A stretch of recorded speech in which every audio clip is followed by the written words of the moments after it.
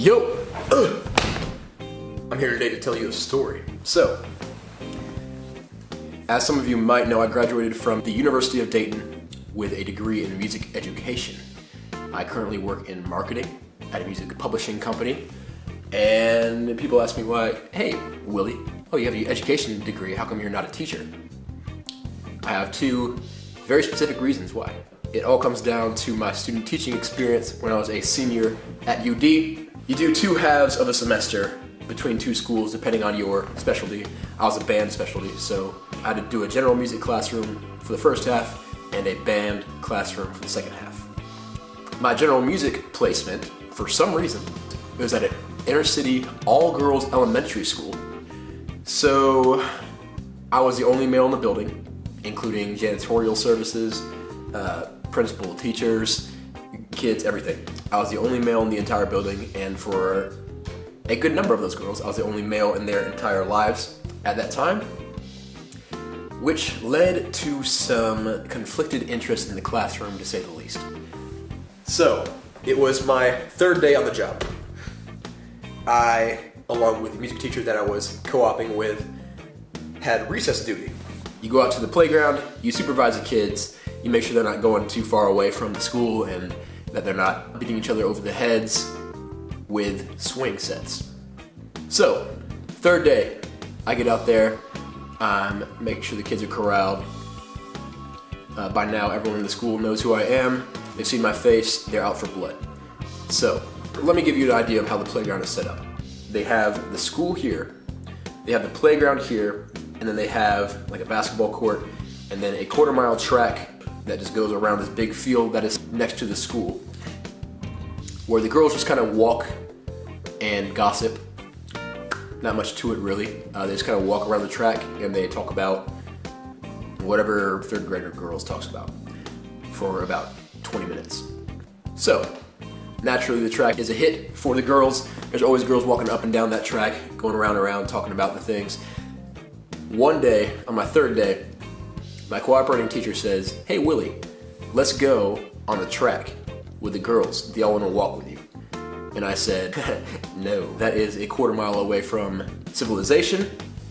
I want to stay here where it is safe, where I can get a phone quickly to call the police in case of my danger. I don't trust it. I don't want to do that. Cooperating teacher says, let's go. No, come on, I don't think so. Please, I'll go with you. Okay, it's my 3rd day. I'm not trying to make a bad impression on my co-op. So I go with her. Mistake 1. We get about the first 30 feet, they're fine. We're walking together, I'm immediately next to her. I am at my guard, ready to swat any little 3rd grader that comes too close and wants to get touchy. I don't do that. First 30 feet are fine.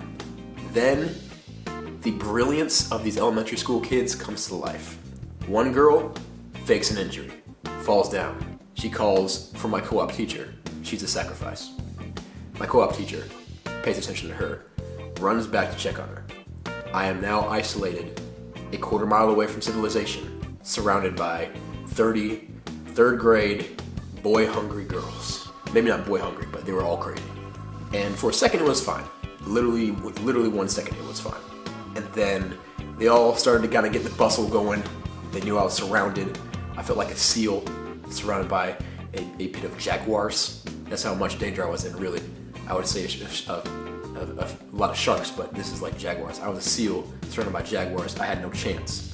They start coming at me, kind of slowly, just pecking, see how the meat tastes. One girl screams, I'm his bodyguard! And that's it. That chaos just ensues from that point on. Everyone starts taking out that girl because she was supposed to be on my side. I don't know what she was trying to gain from that situation. And then they all just start coming for me.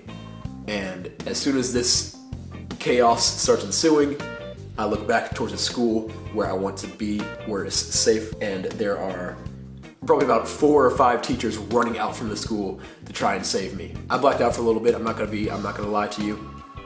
It was scary. I didn't know if I was gonna make it out. Eventually those teachers reached me. They started ripping girls, just ripping them off, throwing them off into the distance. And they eventually found me bloodied and buried at the bottom of the pile, and I made it out alive somehow.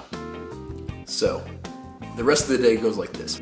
I go back into the classroom, visibly shaken, and start teaching the next class that's coming up, when I get a call from the principal to come to the cafeteria. So I walk out of the class, I go down to the cafeteria.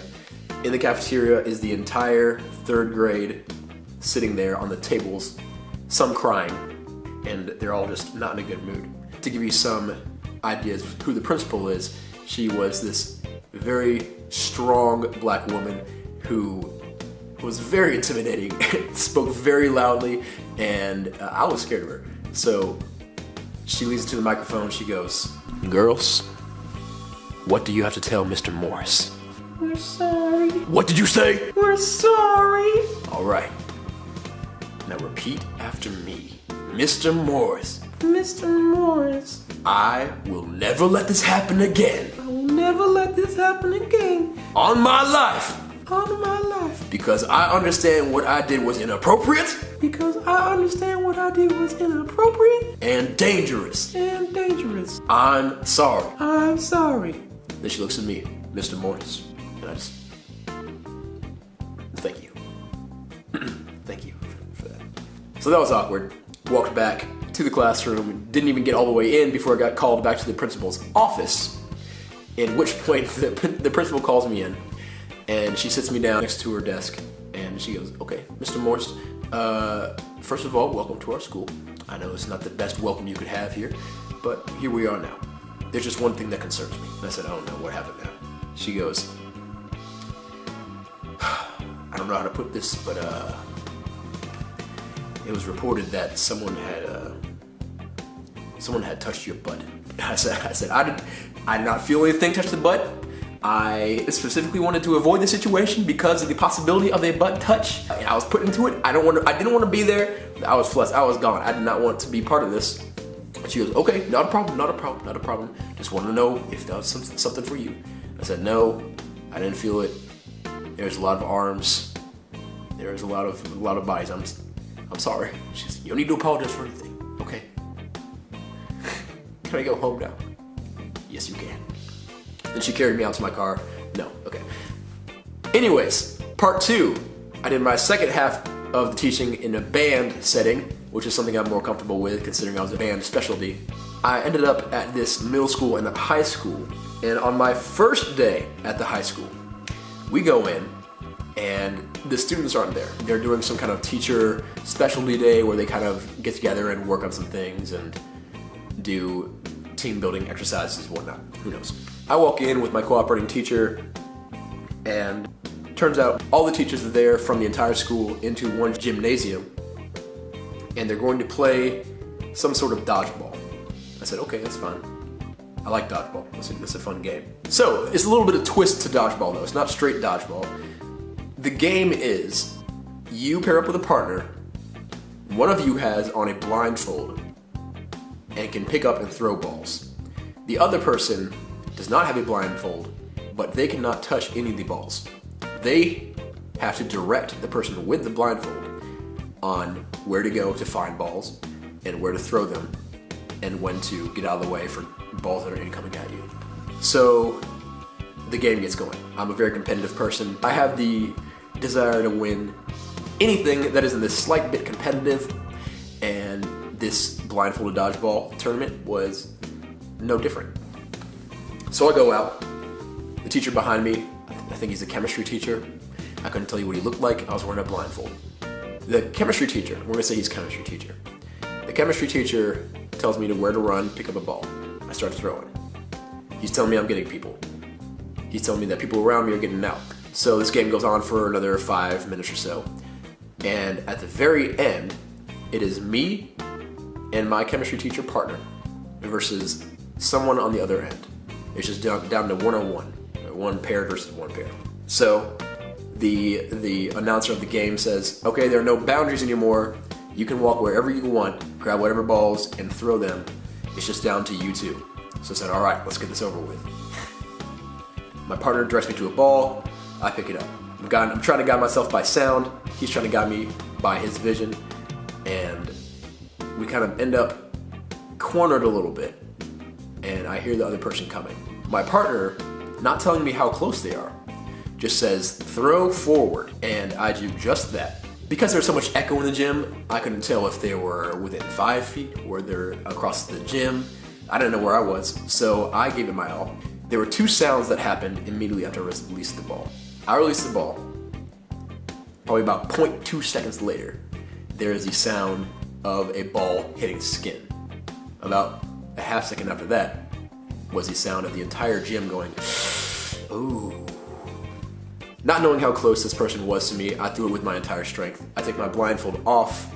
There's this girl who must be like an 18-year-old, like fresh out of high school, doing some work with the school, just laid out on the floor. My chemistry teacher partner tells me that I nailed her straight in the face. And she's just laying there. I felt terrible. I don't know what happened to her in the end. I hope she's okay. But the good thing is that I won. That's what I wanted in the first place. No cost is too much to pay for a win, so I took that away. But the rest of the teachers in the entire gym did not like me for the rest of the semester. And that's why I don't teach. Dang. Thank you, as always, for watching this video today. If you liked what you saw, leave a thumbs up on the video. If you didn't like it, put a thumbs down. Leave it in the comments below. Let me know what you like, let me know what you don't like. I always appreciate the feedback. Otherwise, have a great night, have a great day. Always remember to reach for your goals. You go get yours, I'm always gonna go get mine. Work hard, strive to what you want to get, because it's out there waiting for you. One more time, I appreciate you watching, and I will see you in the next video.